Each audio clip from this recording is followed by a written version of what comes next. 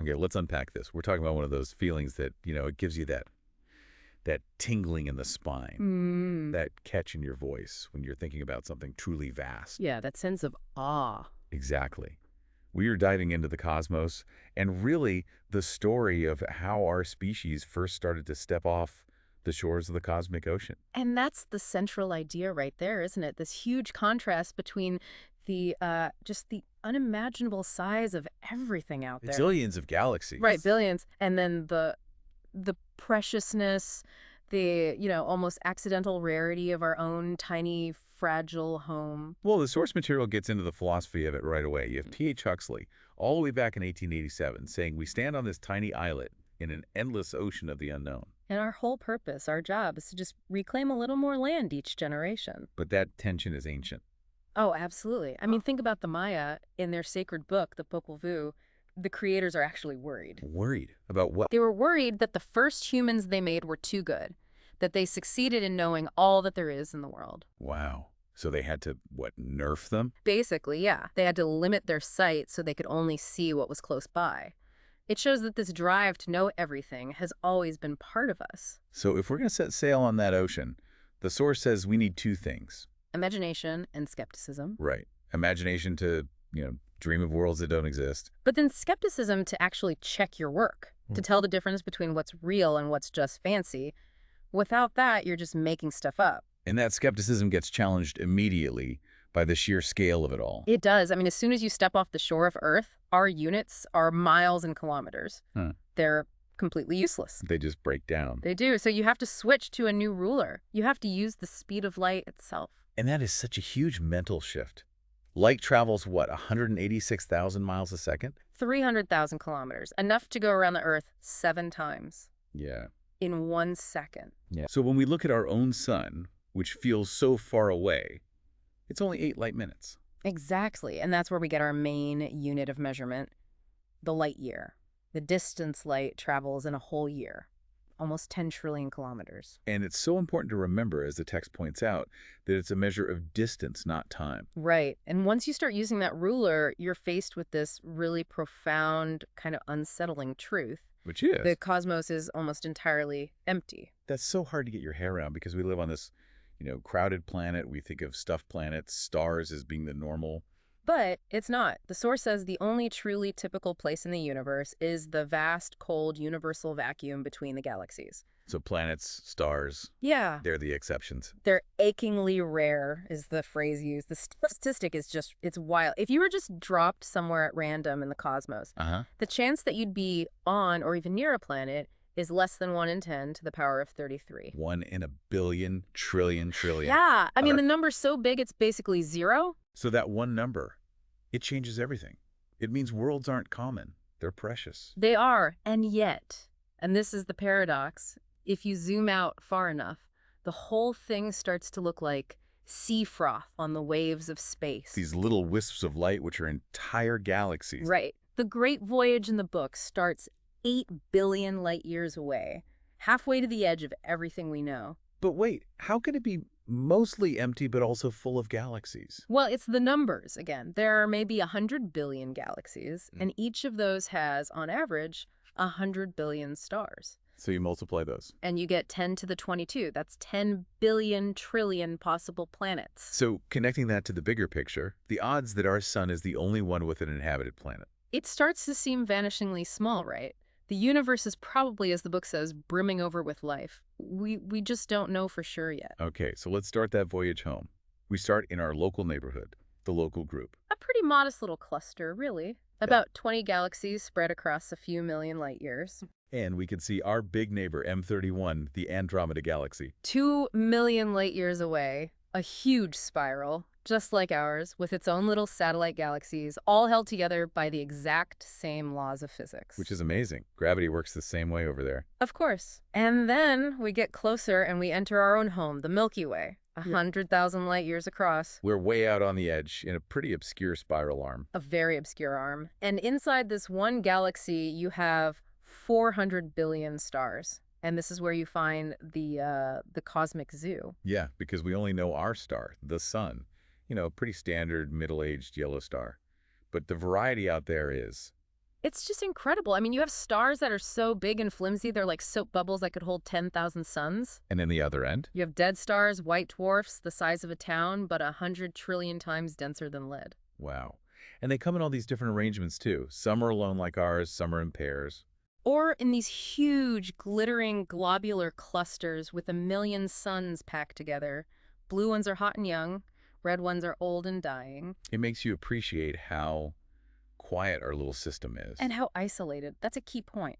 Every one of these star systems is an island, quarantined by the light years. So any life that evolves, it evolves totally alone. In profound seclusion, yeah. So we're getting closer now. We're about a light year out from Earth, and we hit this giant spherical swarm of comets. The Oort cloud, billions of these giant snowballs of ice and rock and organic molecules all orbiting the sun. They're leftovers from when the solar system was born. Right. And every now and then a passing star gives one a little nudge and it falls in toward the sun. And that's when the sun's heat boils off the ice and gives it that beautiful tail. Exactly. So we fly past that. We're in the outer solar system.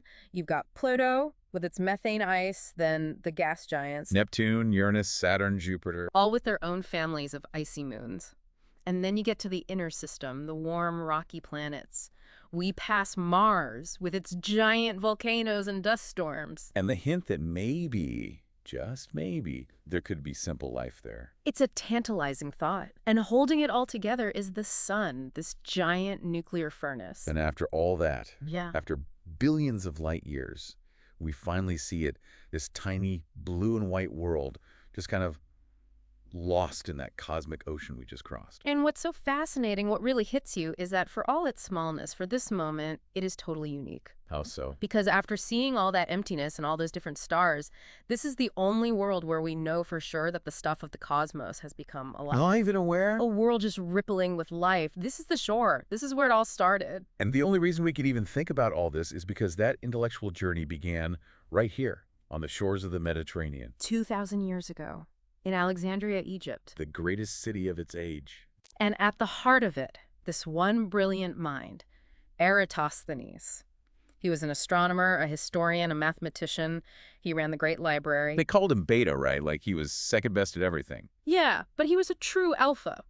And his greatest discovery started with him just reading something, a simple observation. He read that in a town to the south, Syene, at noon on the longest day of the year, the summer solstice, a vertical stick cast no shadow at all. Right. The sun was directly overhead. You could see its reflection at the bottom of a deep well. A lot of people might have just read that and gone, huh, that's neat. But not him. He decides to test it. He does the experiment himself in Alexandria at the exact same time. And he finds that a vertical stick there casts a very obvious shadow. Okay, so he's got a puzzle. Same sun, same time, two different results. On a flat Earth? That's impossible. Totally impossible. The shadows would have to be the same. So there was only one possible answer. The Earth is curved.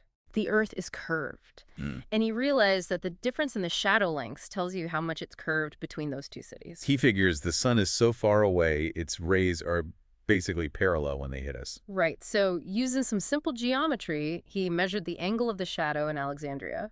It was 7 degrees. Just 7 degrees, and that's about 1/50th of a full circle of 360 degrees. Exactly. So all he needed now was the distance between the two cities. He hired a guy to pace it out. Seriously? He just hired someone to walk it? Yep. It came out to about 800 kilometers. So 800 kilometers times 50. Is 40,000 kilometers the circumference of the Earth? Wow. He did it with an error of only a few percent, 2,200 years ago, with just, sticks, eyes, feet, and brains.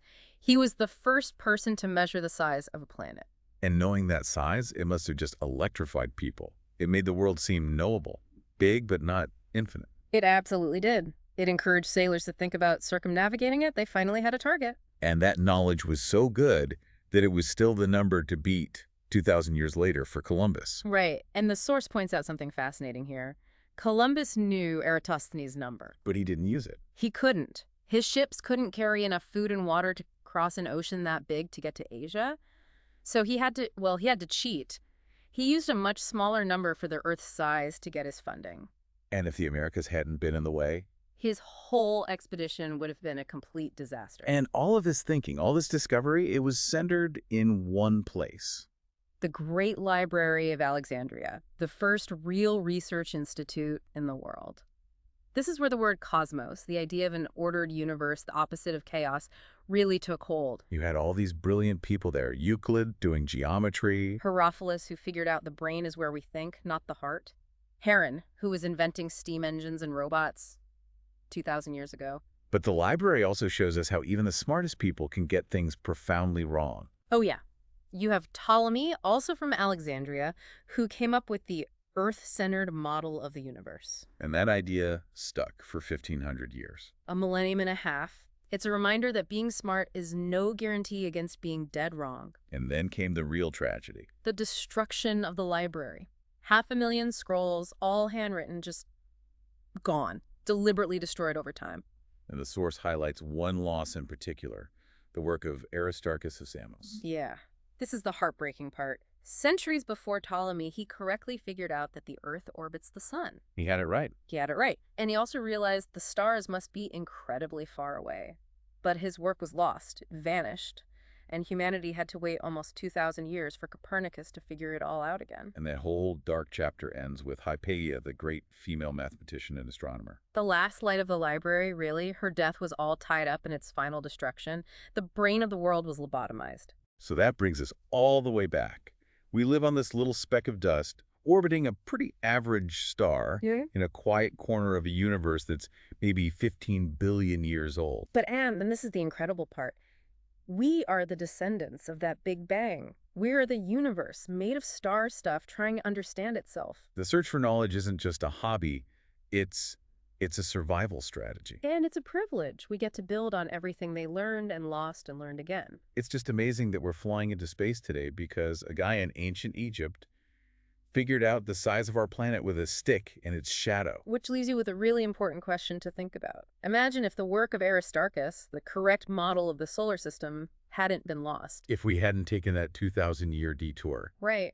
How much further along would we be right now? It makes you realize our future really depends on making sure the knowledge we're gathering today is never, ever treated so carelessly again. A profound thought.